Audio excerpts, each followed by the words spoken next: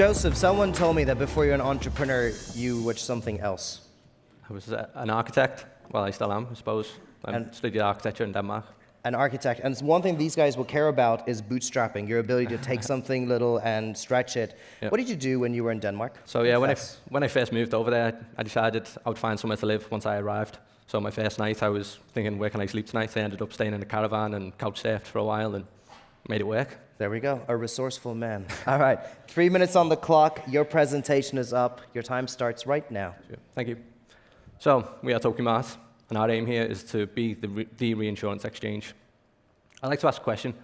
How many people have bought insurance, like health insurance, car insurance, home insurance? Can I just see a show of hands?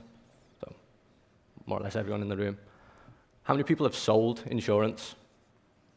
Almost no one. Maybe the people who work in insurance do it every day. So our goal here is to democratize the reinsurance marketplace and allow everyone to take part in that.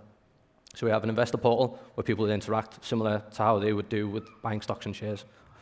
We have an insurance-linked security, which is effectively a tokenized policy, and then that policy is put on an exchange and then freely traded in a secondary market and a global marketplace.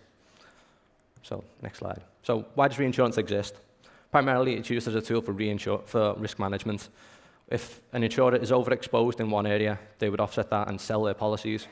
And if they're underexposed, they would buy more in that area. So it's a way to manage their risk in geographies or asset classes. Often they're regulated, whether mandatory internally, or whether that's in the jurisdiction, the country they operate. But fundamentally, it's for capital allocation purposes. And a well-functioning reinsurance market means that the coverage is in the right areas at the right times, effectively making insurance safer for everyone involved. It's to stop the financial loss.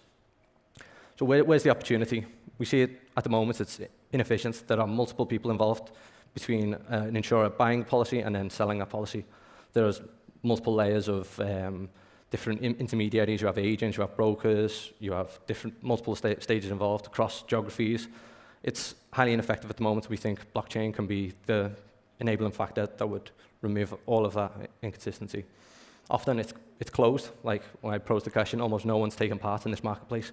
We think we can democratize that and bring it so anyone can take part.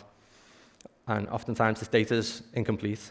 We have data which gets obfuscated and hidden away amongst insurers when they trade it amongst themselves.